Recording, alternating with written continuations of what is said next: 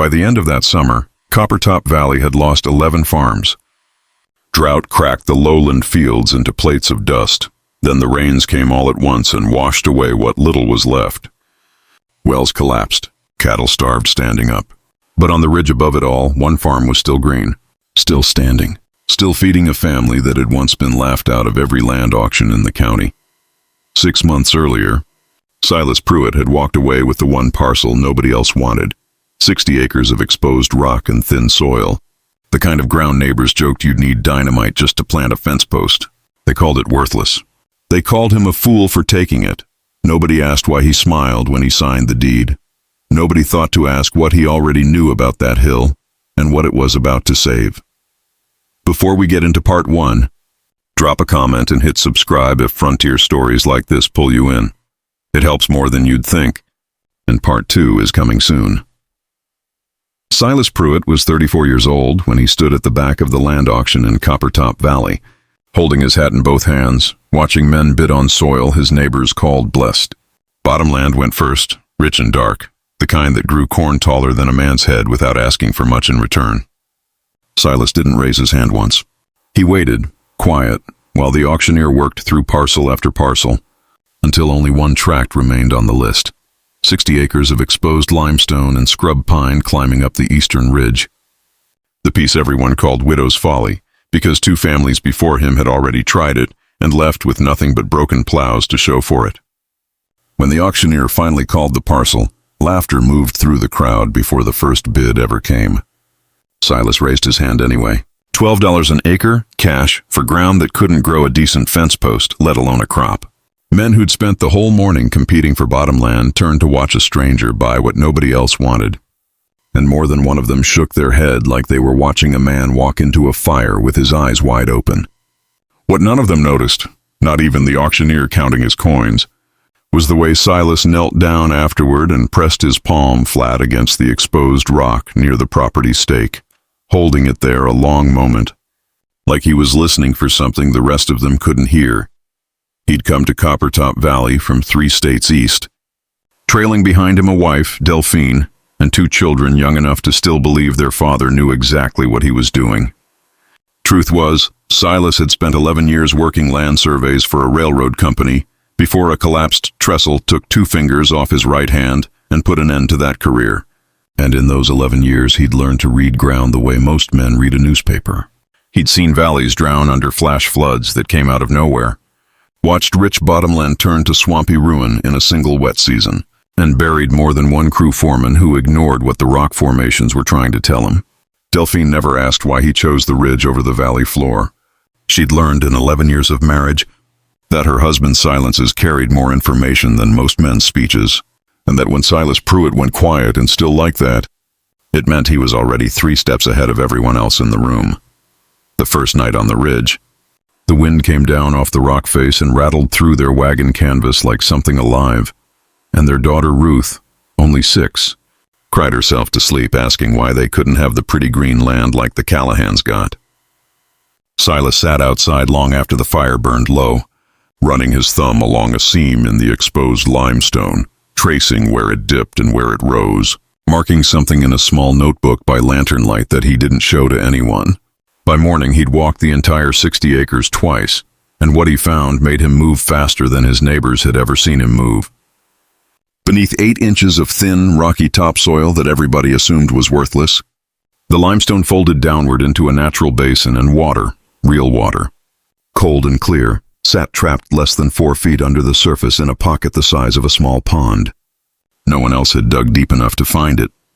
No one else had bothered. Word travels fast in a valley that small, and it wasn't long before Otis Callahan, who owned the richest bottomland parcel and had bid loudest at the auction, rode up the ridge trail just to see the fool for himself. He found Silas hauling stone, building something that looked less like a farm and more like a fortress, with terraced rows cut sideways into the slope instead of running straight down it, the way every other farmer in the valley plowed his fields. Otis laughed so hard he had to steady himself against his saddle horn. "Water runs downhill, Pruitt," he said, "same as it always has. You can't argue with gravity." Silas didn't look up from his work. "Depends," he said, "on whether you want it to leave or whether you want it to stay." Otis rode back down the ridge, shaking his head, already composing the story he'd tell at the next town gathering, the one about the crippled railroad man building a stone maze on a rock pile while real farmers worked real land.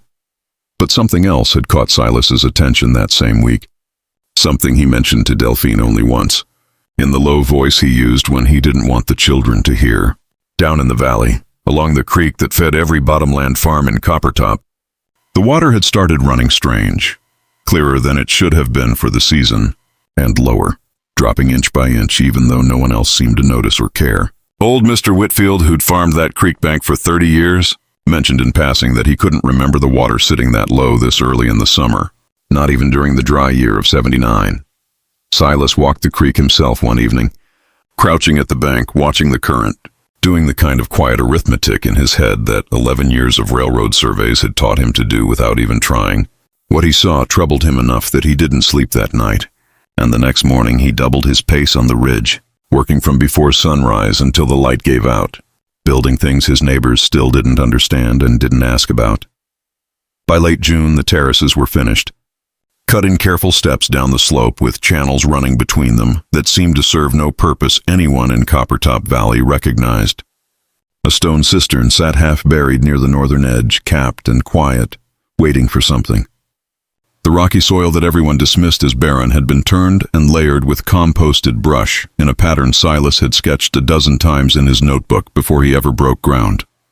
Delphine watched her husband work himself past exhaustion and asked him only once what he was building toward, and Silas set down his shovel, wiped the sweat from his eyes, and looked out over the green valley below them.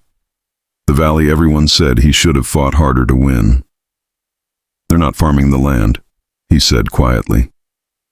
"They're borrowing it, and borrowed things always come due." Behind him, the wind shifted off the ridge, carrying with it the first dry, metallic smell of a summer that hadn't even begun to show its teeth yet. The dry spell that started in late June didn't announce itself the way droughts sometimes do, with a slow fading of green into brown.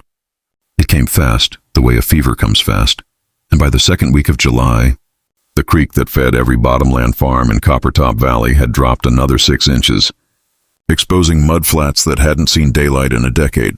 Otis Callahan stood at the edge of his cornfield one morning, watching stalks that should have stood shoulder-high curl inward at the tips, and for the first time since the auction, he didn't laugh about anything. Down at the general store, men who'd spent June joking about the fool on the ridge started asking quieter questions, the kind men ask when pride is losing a fight with fear. Nobody rode up to Silas Pruitt's place to apologize. Nobody rode up to ask him what he knew. They just watched from a distance the way people watch a storm they're hoping will change direction on its own. Up on the ridge, the terraces Silas had built were doing something none of the bottomland fields could manage. The stone channels he'd cut between each level caught what little rain still fell and held it, feeding it slowly downward into the cistern instead of letting it run off and disappear the way it did on flat, exhausted soil. His crops weren't thriving, not yet, but they weren't dying either. And in a summer where dying was the only thing happening in Coppertop Valley, simply holding steady looked almost like a miracle to anyone paying attention. Ruth, who'd cried her first night on the ridge wishing for the Callahans' green land, now spent her afternoons carrying water from the cistern to the youngest rows of squash, small and serious, mimicking the same careful rationing she'd watched her father practice since the day they arrived. Delphine noticed the way her daughter had started walking the property like she owned a piece of its secret. Shoulders back, eyes on the ground the way Silas taught her to read where the moisture still lived beneath the rock. It was Delphine who first heard the whispering that had started making its way around Coppertop Valley, ugly and low, the kind of talk that grows fastest in a town running scared. Some of the wives were saying Silas Pruitt had known something the rest of them didn't, and that knowing made him suspicious rather than simply smart. A man doesn't build a stone fortress on a worthless hill unless he's hiding something, one of them had said at the well, loud enough for Delphine to catch it clear across the yard. Another had gone further, wondering out loud whether the railroad man with 2 missing fingers had done something back east that made him leave in such a hurry, arriving in Coppertop Valley with more knowledge than a stranger should reasonably have. Delphine came home that evening and said nothing to Silas about it, but she stood a long while at the edge of their land, watching the valley below, feeling for the first time since the auction that the isolation they'd chosen might cost them more than dry crops. Then came the letter from the bank in Milrose, delivered by a rider who didn't bother getting off his horse, addressed not to Silas, but to Otis Callahan and 4 other bottomland farmers whose loans had come due that same difficult season. The letter gave them until harvest to prove their yields would cover what they owed, and if the drought held, everyone in the valley knew exactly what that meant. Otis rode up the ridge trail again, this time without any trace of the laughter he'd carried the first visit, and found Silas repairing a channel wall with the same patient, unhurried focus he brought to everything. Otis didn't ask about water this time. He asked, in a voice stripped down to something almost humble, whether Silas would consider selling seed corn from whatever surplus the terraces produced, at whatever price Silas thought was fair. Silas straightened up slowly, studied the man who'd mocked him in front of half the valley, and said only that he'd think on it, which was more mercy than Otis had expected and more than he knew what to do with. That night, after the children were asleep, Silas walked the ridge alone with his lantern, tracing the same seams in the limestone he'd read that very first morning, and what he found troubled him in a way the drought hadn't. The rock, warmed all summer under a relentless sun, had begun to crack in places it hadn't cracked before, thin fault lines spreading through stone that had held steady for longer than any man in the valley had been alive. He'd seen ground behave this way once before, back in his railroad years, in a valley 3 states east where a summer exactly like this one had ended not in fire, but in water, sudden, violent water that came down off-baked, cracked hillsides with nowhere left to absorb it. He stood there a long while turning that memory over, doing arithmetic in his head that made his stomach turn cold, despite the July heat still radiating up off the rock beneath his boots. If you've ever built something quietly while the people around you laughed, or held onto a hope nobody else understood, tell us in the comments below. We'd love to hear it, and we promise not to judge, because Silas didn't build his whole life around anyone else's opinion either, and it's about to matter more than he ever imagined. Down in the valley, Otis Callahan told his wife that night that the man on the ridge might be stranger than any of them wanted to admit. But strange or not, he seemed to be the only one still standing steady while everyone else waited for rain that refused to come. Delphine asked her husband once more what exactly he'd seen up there in the dark with his lantern and his notebook, and this time Silas didn't answer with silence. He looked at her the way he'd looked at her the morning he decided to buy Widow's Folly, calm on the surface and moving fast underneath, and told her they needed to finish the upper cistern wall before the week was out, because whatever was coming wasn't going to be dry. The rain, when it finally came, didn't fall so much as it arrived all at once, the way a held breath finally lets go. It started on a Thursday evening in late July, a low gray line pressing in from the western ridges, and by nightfall every farmer in Coppertop Valley who'd spent 6 weeks praying for exactly this stood at their windows watching it turn from relief into something else entirely. The ground had gone too hard, too cracked, too baked through by drought to drink anything the sky was offering. Instead of soaking in, the water ran, gathering speed across fields that should have absorbed it, pooling in low places that had never held water before, and by midnight the creek that fed the valley had swollen past any bank Otis Callahan had seen in 20 years of farming that land. He stood on his porch in the dark with a lantern that did nothing against the size of what was coming, and for the first time since the auction back in the spring, he understood exactly what Silas Pruitt had been building toward on that worthless ridge. Up on the high ground, Silas hadn't waited for the storm to prove him right. He'd spent the 2 days before it arrived, finishing the upper cistern wall by lantern light, working past the point where his hands stopped feeling the cold stone, while Delphine kept the children close and quiet, sensing in her husband's pace something the rest of the valley hadn't caught on to yet. When the first heavy rain hit the ridge, it didn't scatter and run the way it did on the exhausted bottomland below. It moved exactly the way Silas had drawn it in his notebook a month earlier, sliding down through the terraced channels in slow, controlled steps, filling the cistern basin instead of stripping the topsoil away. Ruth stood at the cabin window watching water do something she'd never seen water do before, obey a shape her father had carved into the hillside, and she asked her mother in a small voice whether the rain knew where Papa wanted it to go. Delphine didn't have an answer that made sense to a 6-year-old, so she simply said that some men spend their whole lives listening to the land until the land starts listening back. By the second night of rain, Coppertop Valley had stopped being a farming community and started being a rescue operation. The creek broke its banks just after midnight, sending a wall of brown water through the lowest fields first, the ones nearest the Whitfield place, and old Mr. Whitfield woke to the sound of his hog pen collapsing under the current before he'd even understood what was happening. Word spread up and down the valley by lantern and by shouting, families dragging what they could carry toward higher ground, livestock bawling in the dark as fences gave way one after another. Otis Callahan lost 11 acres of corn in under 3 hours, watched it simply vanish beneath brown water that kept rising even as the rain itself began to ease, because the ground upstream had nowhere left to send what it was shedding except straight down through the valley floor. By dawn, the scope of it was impossible to deny. Where there had been fields, there was now a shallow brown lake, dotted with the tops of fence posts and the roofs of 2 chicken coops that hadn't survived the night. Silas came down off the ridge at first light, moving through water that reached his knees in places, checking on neighbors who 3 months earlier had laughed him out of the auction house.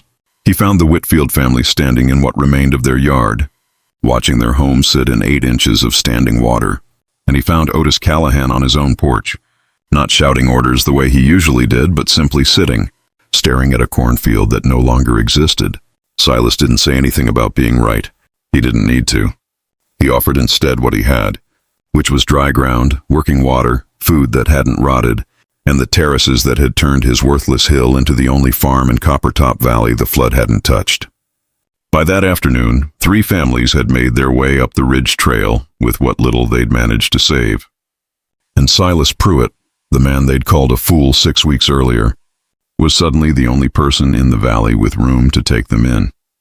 What none of the families climbing that ridge trail knew yet, and what Delphine only learned herself 2 days later, was that Silas had seen this exact pattern once before, back in his railroad years, in a valley 3 states east that shared the same bones as Coppertop. Baked clay beneath a thin crust of good soil, a creek that ran low and clear right before it turned violent, ground that couldn't decide whether to starve a farmer or drown him. He'd watched that eastern valley lose 6 families to a flood nobody saw coming, and he'd spent every year since studying exactly what those farmers had done wrong, not out of professional curiosity, but because 2 of those families had been people he loved and hadn't been able to save.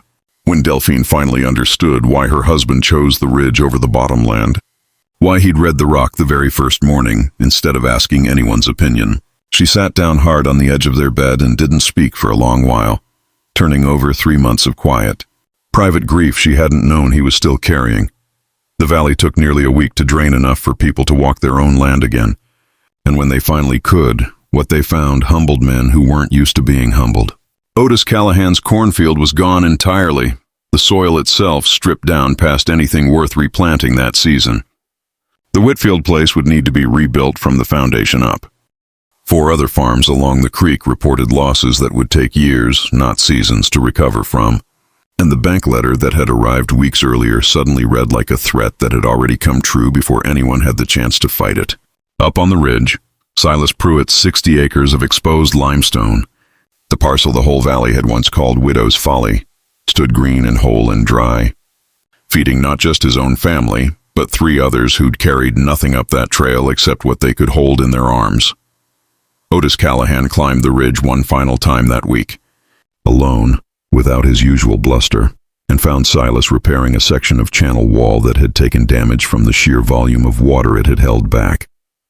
He didn't apologize outright, because men like Otis rarely knew how. But he stood there a long moment watching Silas work, watching the terraces do exactly what they were built to do, and he finally asked the question that had been sitting in his chest since the auction back in spring. What did you know that the rest of us didn't?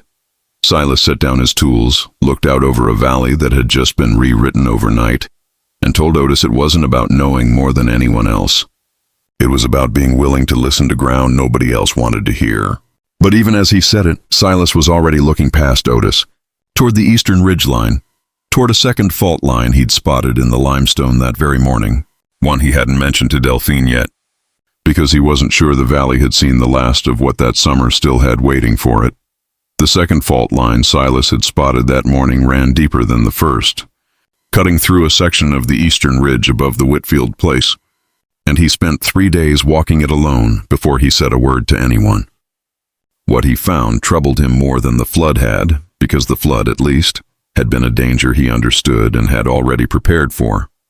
This was different. The limestone up there had been shifting slow and quiet under the weight of a summer that swung from bone dry to soaked in a matter of weeks, and Silas recognized the signs from the same eastern valley he'd tried never to speak about, the one where he'd lost more than crops. He climbed back down at dusk on the third day and found Delphine waiting on the porch, and for the first time since they'd arrived in Coppertop Valley, he sat beside her and told her everything, not just about the fault line, but about the families he hadn't been able to warn in time, years ago, before he ever picked up a shovel on this ridge. Word moved through the valley faster than Silas expected once he decided to speak up. And it moved harder, too, because the people of Coppertop had already watched one of his warnings prove itself true in the worst possible way. Otis Callahan was the first to show up at the base of the eastern ridge, not to argue this time, but to ask what needed doing. Old Mr. Whitfield came next, still rebuilding his own home from the foundation, and he brought 2 of his sons and every tool they had left after the flood took the rest. By the end of that week, a dozen men from farms up and down the valley were working alongside Silas, cutting drainage channels into the eastern slope the same way he'd cut them into his own land months earlier, back when they'd laughed at him for doing it. Nobody laughed now. They worked in near silence, the way men work when they've finally understood the cost of not listening. And Silas found himself teaching for the first time in his life, instead of simply surviving on what he knew alone. Ruth spent those weeks trailing behind her father with a small notebook of her own. One Delphine had given her, filling it with crooked drawings of the terraces and the channels, asking questions the grown men were too proud to ask out loud. She wanted to know why water liked stairs better than hills, and Silas told her water didn't like anything. It simply went wherever it was allowed to go, and a smart farmer's whole job was deciding what to allow. It was a simple answer, but it settled into the valley that autumn the way few lessons do, repeated at kitchen tables and church gatherings until it stopped sounding like something a stranger from 3 states east had said and started sounding like something Coppertop Valley had always known.